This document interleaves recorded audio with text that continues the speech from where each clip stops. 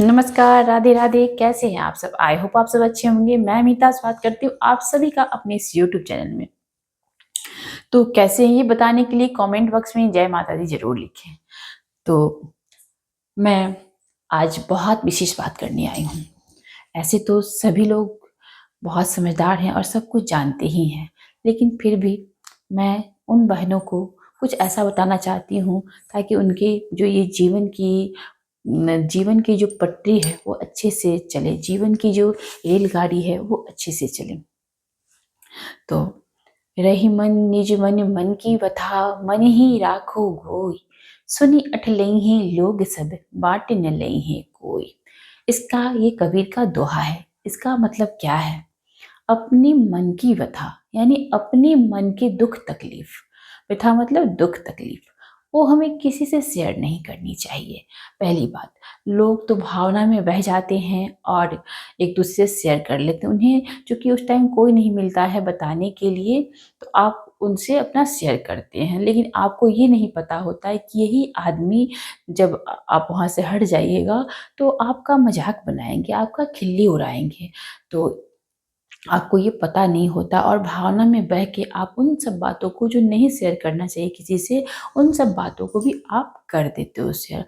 लेकिन वो आदमी सामने तो कुछ नहीं बोलेगा, लेकिन पीठ पीछे आपकी शिकायत करेगी और इससे आपका ही शिकायत होगा। वो तो आपका हेल्प भी नहीं करेगा और आपका शिकायत भी होगा। इसलिए यदि मन में आपकी कोई दुख तकलीफ हो तो किसी भी आदमी को नहीं बताना चाहिए।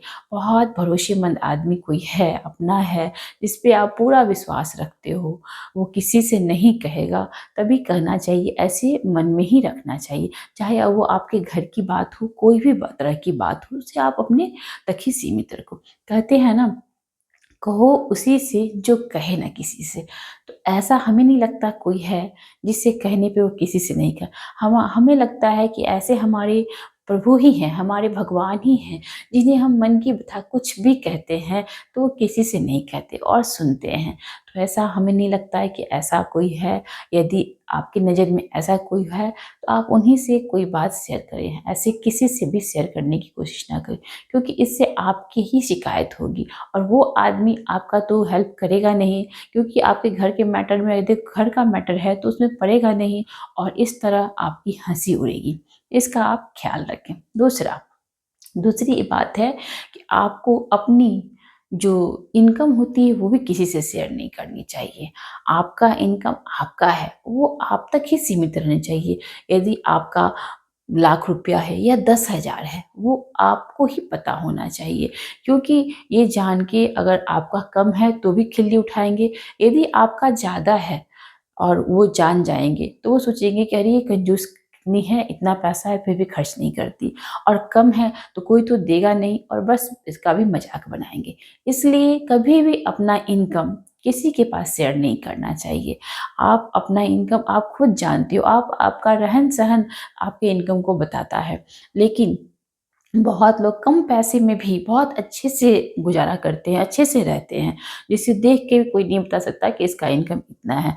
और बहुत कम पैसे होने पर भी कुछ लोग ऐसे होते हैं जो पूरा ऐसे हाई फाई में रहते हैं कि लगता है कि वाह कितना पैसा वाला है।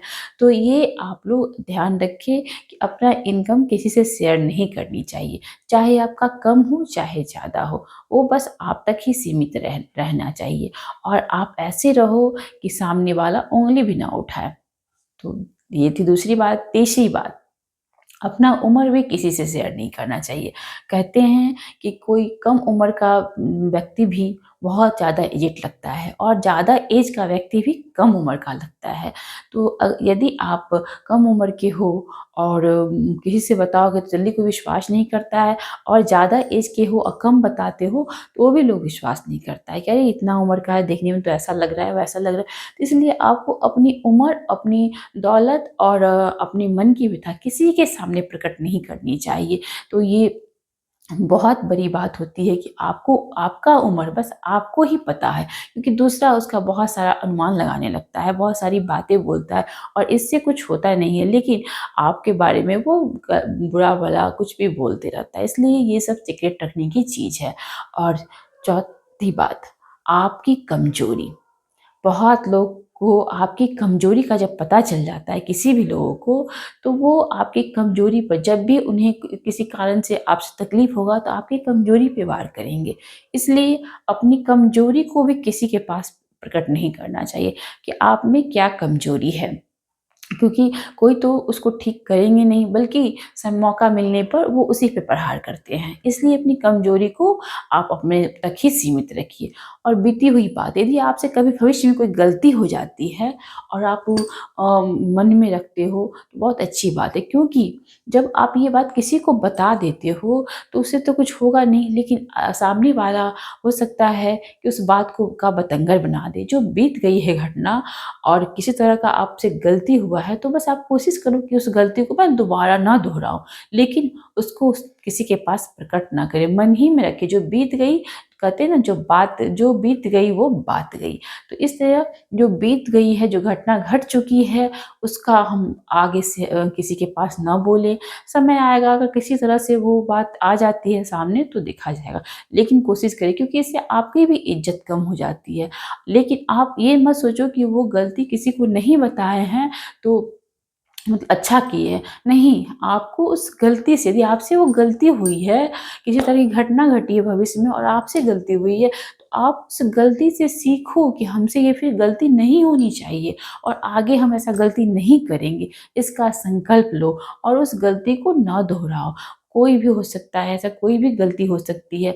अगर उससे क्या होगा, लोग खिल्ली उड़ाएँगे, लोग आपका मज़ाक बनाएँगे। यदि आपका वो गलती जब उजागर होगा, उस समय हो सकता है आप बताइएगा, और इससे आपका जो इज़्ज़त खराब होगा सो होगा ही, और सभी लोग जानेंगे इस बात को, थू-थू करेंगे, जो आपका इज़्ज़त है वो ख़त्म हो जाएगा। इसलिए अगर आप भविष्य में कभी भी ऐसा समय आए, अपनी उन गलतियों को सुधार के आगे बढ़ना है, ना कि हमें उन गलतियों को किसी के सामने उजागर करना है। हम जानते हैं, हमारा मन जानता है कि हम क्या किए हैं, नहीं किए हैं, तो उसे अपने तक ही सीमित रखें। किसी के पास बोलने से इससे आपका ही वैल्यू खत्म होगा। इसलिए हमें किसी के पास ये सब बातें नहीं बोलनी चाहिए। इसका आप लोग ख्याल रखें। तो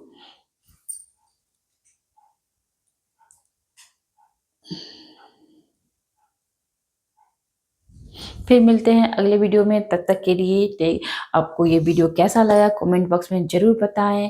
और नहीं कुछ समझ में आए तो जय माता दी ज़रूर लिखें। इससे हमें बहुत ही अच्छा लगता है, हमें बहुत प्रेरणा मिलती है। आपके इस लाइक से हमें बहुत अच्छा लगता है।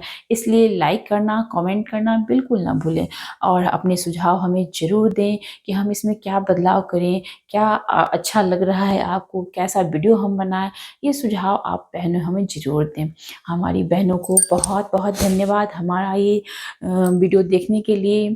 फिर मिलते हैं अगले वीडियो में, तब तक के लिए बाय बाय, टेक केयर, अपना ख्याल रखें, हंसते मुस्कुराते रहें, क्योंकि हंसना ही ज़िंदगी है और हंसते ही चलना है हमें।